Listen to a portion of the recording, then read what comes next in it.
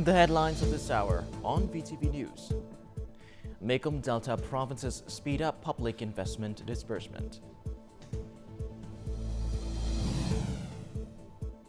Later on, new stress-tolerant rice varieties developed in the Mekong Delta. In our world news, ceasefire negotiations between Israel and Hamas resumed.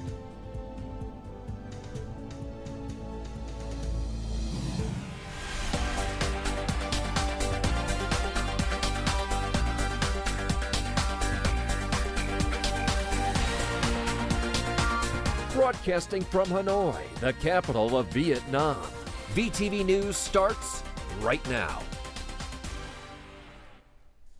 Good morning. It is currently 8 a.m. local time, and you're tuning in to 30 minutes of VTV News. I'm Dylan with the latest updates. Now, General Secretary of the Communist Party of Vietnam Central Committee Nguyễn Phú Trọng and General Secretary of the Lao People's Revolutionary Party Central Committee and President of Laos Thongloun Sisoulith co-hosted a high-level meeting between the two parties on February the 26th in Hanoi. At the meeting, the leaders briefed each other on the situation of their respective party and country, including party building and socio-economic development, exchanged views on the world and regional situation and contents of mutual interest, assessed the results of bilateral cooperation over recent times, and agreed on major orientations for the time ahead. General Secretary Nguyen Phu Trong affirmed that the relationship always plays a particularly important role and is a top priority in Vietnam's foreign policy, while General Secretary Sisoulith underscored the strategic importance and significance of bilateral ties in terms of the security and growth of each country, as well as for causes such as peace, stability, and development in the region and around the world. At the meeting, Vietnamese Prime Minister Pham Minh Chinh and his Laotian counterpart Sonexay Siphandone applauded the results recorded in cooperation in the fields of economics, trade, investment, culture, education, science technology, and defense security, as well as proposing specific directions for bilateral collaboration in the coming time. The two sides agreed that amid the current situation, the two parties and countries need to continue promoting good traditions whilst reinforcing solidarity, close coordination, and mutual support, strive to develop political relations, enhance the pillars of cooperation in defense, security, and foreign affairs, create fresh breakthroughs in economic collaboration, and work to intensify the partnership in education, culture, science and technology, and people-to-people exchanges on the basis of promoting the potential and strengths of each country. Prime Minister Phạm Minh Chính received Roland Busch, CEO of the German group Siemens, on a working visit to Vietnam on February the 26th in Hanoi. Prime Minister Phạm Minh Chính said Vietnam attaches importance to deepening relations with Germany in all fields. He stressed that Vietnam is committed to creating favorable conditions for companies, including German companies like Siemens, to invest and undertake efficient and long-term business in the country. In addition, the Prime Minister asked Siemens to cooperate with Vietnam, transfer technologies to it, and help it train human resources and grant financial aid so that Vietnam can develop its rail system in the spirit of harmonious benefits and shared risks. The CEO of Siemens said that in the coming time, the group will continue to support Vietnam in training human resources, help Vietnamese companies expand into the international market, and work with ministries, agencies, and Vietnamese localities to develop specific projects. On the occasion of the 69th anniversary of Vietnamese Doctors' Day on February the 27th, Trương Thị Mai, Politburo member, permanent member of the Communist Party of Vietnam Central Committee Secretariat and chairwoman of the CPV Central Committee's Organization Commission, visited doctors and all officer staff working at the 108 Central Military Hospital in Hanoi on February the 26th. The leader praised the achievements made by this hospital and asked hospital managers to study improvement policies and support mechanisms so that doctors, officers, employees, and soldiers can feel secure in their work. She also asked them to overcome all difficulties and complete assigned tasks by the party and the state. The 108 Military Central Hospital is one of the largest organ and tissue transplant centers in the country and the first liver transplant center nationwide. On Monday, the third meeting of the Prime Minister Administrative Procedure Reform Working Group, Deputy Prime Minister Chen Liu-Kuang praised members of the working group and the Advisory Council for advising the government on the promulgation of inappropriate regulations that cause trouble for the people and businesses.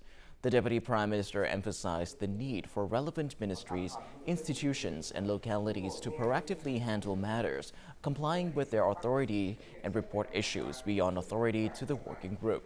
The Deputy Prime Minister also asked to carry out specialized meetings on issues relating to procedures in e-commerce, insurance, and taxes to further improve the policy reform efficiently. In 2024, Vietnam is set to receive an extra of $26.6 million in public investment funds. Following the Prime Minister's guidance, the aim for this year is to ensure that at least 95% of the public investment capital is disbursed. To achieve this target promptly, localities in the Mekong Delta have been adopting various strategies right from the start of the year. This bridge, funded with over $2.4 million in public investment, is currently 80% complete. To finish by next June, the investor needs to significantly accelerate construction efforts. By the end of 2023, a construction plan was devised right before Tet. Post-Tet, work commenced immediately, without any delay. This is a key component of Châu Đốc - Cần Thơ - Sóc Trăng Expressway project, requiring officials and engineers to work diligently to advance on schedule. We've adopted multiple shifts for continuous work, aiming to expedite the progress of the project to free up time for other tasks. Projects with less public investment, such as schools, clinics, cultural houses, were also accelerated, and transitional works were also completed in the first quarter of this year. Individuals and units performing well will be rewarded and commended, aiming for timely and accurate fund disbursement to achieve optimal outcomes. In 2024, the total public investment capital of the Mekong Delta is more than $3.2 million. In addition to accelerating disbursement at the beginning of the year, localities are also determined to transfer capital from slow disbursement projects to projects with faster implementation. The goal is to effectively use public investment capital. China is expected to remain Vietnam's biggest market for fruit and vegetable exports this year, holding 65% of the market share. The Ministry of Agriculture and Rural Development anticipates China will further open its market to key Vietnamese fruits like avocado, passion fruit, and coconut this year, presenting significant opportunities. However, experts stress the need for a swift transition to formal exports and a long-term focus on quality to expand market penetration. Beijing's Dayong Road, a major fruit wholesale market, is seeing a rise in tropical fruit imports from ASEAN countries. Shop owners typically source directly from large importers, prioritizing brand and quality. The popularity of durian among Chinese consumers has surged, with many now gifting it, leading to strong consumption. Import volumes have grown compared to a few years ago, with the fruit arriving fresher. Wholesale markets and supermarkets are now central to distributing goods to smaller markets, where products are often traceable and comply with regulatory standards. In major cities, fruits need to meet standards nearly equivalent to those of European and American countries to enter supermarket systems and wholesale markets. Efforts are ongoing to expand market access for various agricultural products, including fresh coconuts, frozen durian, green-skinned grapefruit, and medicinal plants. For exporting to the Chinese market, quality is paramount. Presently, various units and localities are implementing models to assign planting area codes, ensuring compliance with quality and safety standards. The Ministry of Industry and Trade is asking for opinions from units on amending regulations on exporting border trade goods. From the beginning of next year, Vietnamese exported goods must fully meet quality standards and regulations on traceability according to the requirements of the importing country. Following the Tet holiday, numerous coffee businesses have lined up export orders, anticipating a prosperous business year in 2024. In Đắk Lắk province particularly, these businesses have observed a record in export volume, exceeding 10,000 tons of coffee. This business exported over 10,000 tons of coffee immediately following the Tet holiday. This sets a record for the company. We exported a record amount of 18,000 tons in January. Even though the holidays took over 10 days this month, we managed to export 14,000 tons, which is also a record. This March, we will export 18,000 tons. Businesses need to promote exports for a swift capital recovery and to reduce excessive financial losses. However, despite reaching record-high coffee prices, some farmers are storing their coffee beans, hoping for even higher prices. I believe coffee prices will continue to rise, so we're storing our beans for better prices. Farmers are hoarding about 35 to 40% of the remaining harvest. This year, they earned a good income from durian and are now waiting for higher prices of 3.6 or even $4 per kilogram. The accumulation of coffee beans suggests promising opportunities for coffee export turnover to increase in the future. Coming up next on VTV News. Mekong Delta develops new stress-tolerant rice varieties. And later on, Vietnam Hospital successfully transplants adult heart to young patient.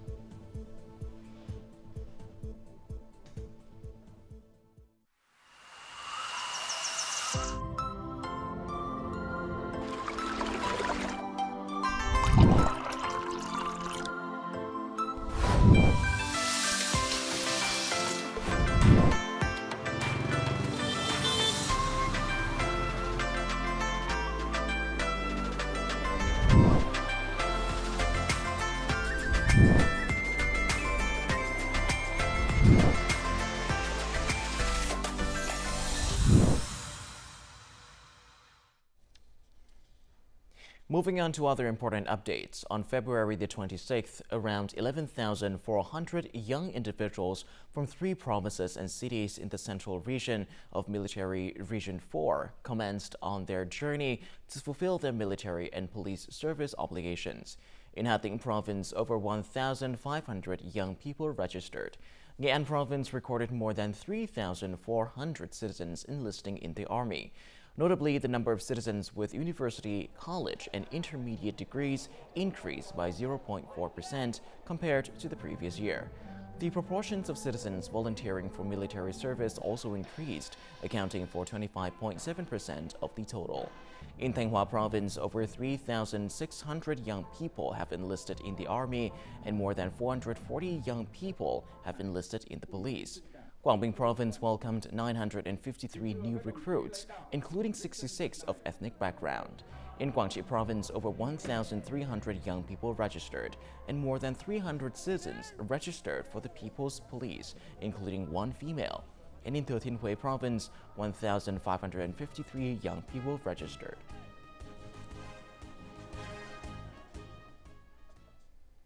In other news, researching and crossbreeding new rice varieties that are adaptive to climate change has become an urgent issue for all localities in the Mekong Delta, as the southernmost region of Vietnam is the most at risk from natural disasters. To reduce consequences of climate change, several localities have developed multiple stress-tolerant rice varieties with high yield potential. 2 hectares of a new rice variety, called TBJ3, has been grown in Tam Ben district. This rice variety can tolerate drought, salinity, and acid sulfate. After 3 months of trial planting, TBJ3 proved resistant to major insect pests and diseases, helping farmers reduce pesticide use. This stress-tolerant rice variety is resistant to insect pests and unfavorable weather conditions. With the safe use of pesticides, the rice meets high-quality standards. This rice variety was cultivated in Japan and suitable to grow in Vietnam. It was recognized as a national rice variety in Vietnam by the Ministry of Agriculture and Rural Development. The growing and sowing period is 10 days longer than other common rice varieties. Therefore, developing this rice variety is part of the Mekong Delta region's goal to reach 1 million hectares of sustainable rice production. We are aiming to develop sustainable rice production in the coming time. By 2030, we plan to grow from 3,000 to 4,000 hectares of stress-tolerant rice varieties, then gradually expand the growing area to 20,000 hectares. Din Long authorities have implemented a project on developing 1 million hectares of high-quality, low-emission rice linked with green growth in the Mekong Delta region by 2030. According to this project, local farmers will be provided financial support to buy new rice varieties. We don't want to grow a lot of rice varieties. Our aim is to help each locality specialize in growing from 3 to 4 high-quality rice varieties based on their conditions to meet market demand. Authorities in the Mekong Delta are now aiming to develop multiple stress-tolerant rice varieties to help farmers reduce production costs and mitigate impacts of agriculture on the environment. Since the beginning of the dry season, many localities in South Central region and the Central Highlands have logged a number of forest fires. On Sunday afternoon, flames engulfed a pine forest at the Tuen Lam Lake National Tourism Area in Dalat City. Firefighters were deployed to prevent the spread of the wildfire. A large number of firefighters were deployed to the forest fire, along with fire truck tanks and specialized equipment. Their timely actions and modern firefighting equipment prevented the spread of the fire within 1 hour. After we were notified of the wildfire, about 7 to 8 firefighters were deployed for each shift. We mobilized all human resources available in the company and brought necessary firefighting equipment such as fire truck tanks and specialized tools. However, the fire broke out again shortly after it was brought under control, as hot and windy weather caused the wildfire to blaze out of control. The fire ravaged thousands of square meters of the pine forest. The Dalat Forest Ranger Department deployed more staff to support the firefighting operation. As the forest had sloped terrain, fire trucks could not easily infiltrate the site, making it difficult for firefighters to contain the wildfire. Although we were fully equipped with specialized tools, we could not bring large wildfires under control as we lack modern equipment. Modern firefighting equipment plays a crucial role in containing wildfires and reducing the damage they cause. Detecting wildfires early will probably require a combination of different technologies working together. At the opening session of the Mobile World Congress, which kicked off on Monday, February the 26th in Spain, Vietnam officially introduced its 5G chips and VAN, a human AI research and developed by the Viettel Group. The 5G DFE chip series, capable of performing 1 quadrillion calculations per second. The AI digital likeness is highly regarded by reputable partners such as Synopsys, a leading global integrated circuit design provider. VAN is the first Vietnam human AI being capable of interacting virtually and naturally and friendly with its client.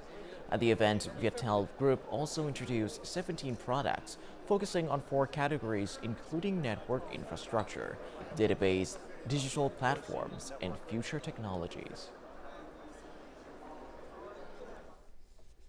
Vietnam has made significant progress in heart transplant, yet transplanting an adult heart into a child remains a global challenge. Specifically, Viet Duc University Hospital has successfully conducted heart transplant for 6 children, including 2 7-year-old siblings, a notable achievement. In 2021, Viet Duc University Hospital achieved a Vietnamese record by performing a heart transplant on the country's youngest patient, a 6.5-year-old weighing 16 kilograms, suffering from severe heart failure due to dilated cardiomyopathy. Throughout over 7 months of waiting for a transplant, the child was constantly on the verge of death. There was a phase where his body rejected food, and he couldn't lie down or sit up. Thankfully, the doctors managed to help my child navigate the toughest time, preserving his health as he waited for a donor. Achieving compatibility involves ensuring the donor heart size and weight match the recipient child's chest dimensions. This critical decision is up to the doctors. 3 years on, the boy is now nearly 10 years old. He lives a normal life, engaging in light sports just like other children, with the transplanted heart still beating strongly in his chest. Before surgery, I was in pain and couldn't play with my classmates. When I came back from surgery, I could play soccer with my friends. In a stroke of misfortune for this family, their youngest child, who had just turned 7, was diagnosed with dilated cardiomyopathy, mirroring her older brother's condition. The family found themselves once more in the position of waiting for a suitable heart to save their daughter's life. In early January 2024, the girl received a heart from a brain-dead donor in Phie, and the surgery was initially successful. However, within 24 hours, she developed kidney issues. Doctors promptly convened to devise a treatment plan. It was beyond our expectation. We also discovered that the cause could be due to immune mechanisms or use of diuretics for heart treatment before transplant. We chose continuous dialysis solution. The baby's health recovered quickly and she returned to spend Tet with her family. This is also the most peaceful time after many years of the whole family struggling with the disease. We extend our heartfelt thanks to the donor families whose generosity allowed my children's lives to continue through successful surgeries by skilled doctors. In the future, I want to be a pilot because pilots can travel everywhere.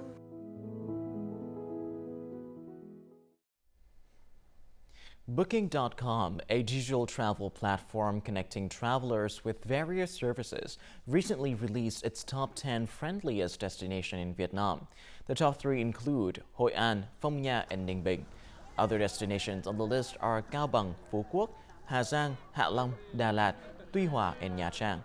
According to Booking.com, this year's list is diverse, featuring accommodations in locations ranging from beautiful beaches to peaceful mountains, allowing a thorough assessment of the hospitality of these destinations.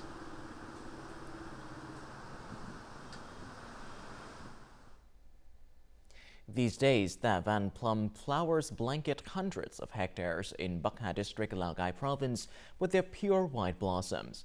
The flowers bloom across the mountainside, indicating a promising plum season. Furthermore, the recent start of the Tha Van Plum Blossom Festival highlights the plateau's captivating beauty during this blooming season. During the blossom season, Triệu Thị Mei's plum garden always stands out as a popular destination for tourists to visit and take photos. For this festival, Mei has decorated the garden and introduced new ideas to attract visitors. This is the QR code. It provides a convenient way for visitors to give us small fees, instead of having to go back to my house uphill. The party committee and the Commune People's Committee have directed my school to organize the Plum Festival. My students and I are very excited. We have prepared a booth with specialties from our region. Tha Van Chu Commune has over 1 hectare of Tha Van plums. Recently, Tha Van plum products were awarded a 3-star O-Corp rating at the provincial level. This recognition has brought new opportunities for sustainable development of the growing areas in conjunction with tourism. Over 3 years of implementation, we have persuaded households to renovate and maintain their plum gardens to transform them into attractions. They have also planted trees on both sides of the road to enhance the landscape. The cultivation of specialized orchids, especially Tha Van plum trees, has resulted in high economic efficiency and significant contributions to sustainable poverty reduction in the region.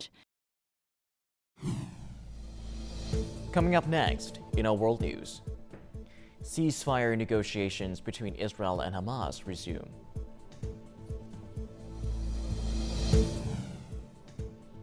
And later on, South Korea urges doctors to return to work.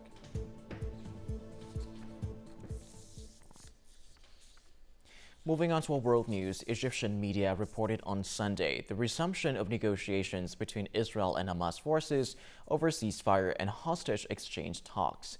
Ceasefire negotiations resumed through meetings at the level of specialists held in Doha, followed by meetings in Cairo.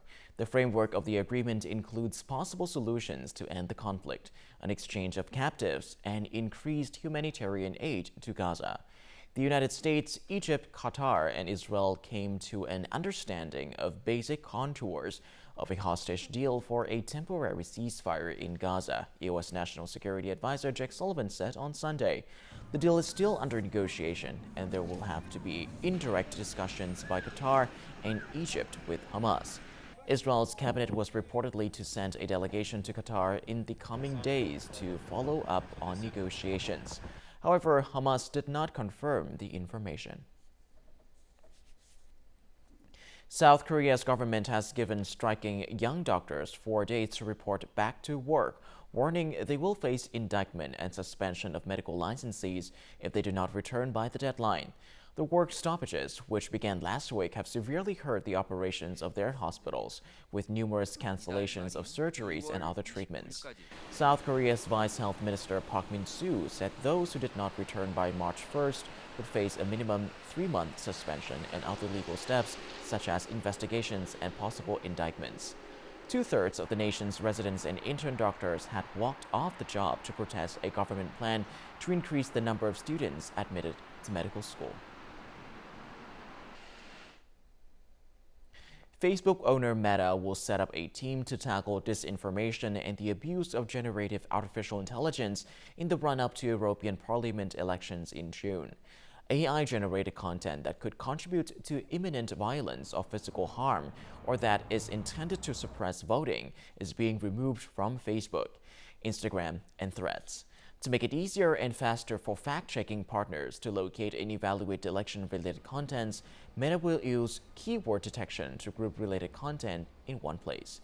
Meta is currently working with 26 fact-checking organizations across the EU and will add new organizations in Bulgaria, France, and Slovakia to its network ahead of the EU elections.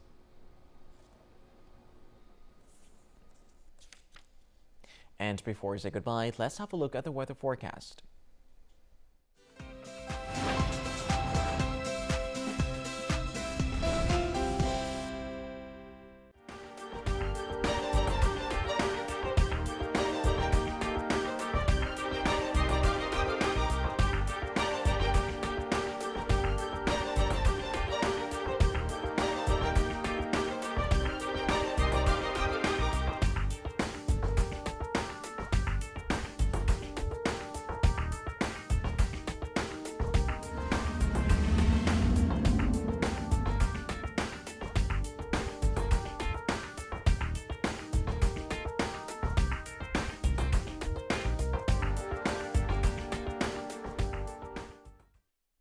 And that is all that we have for this hour on VTV News. To rewatch our program, you can visit our website, our YouTube channel, or download a mobile app VTVgo for more. Thank you for watching, and goodbye for now.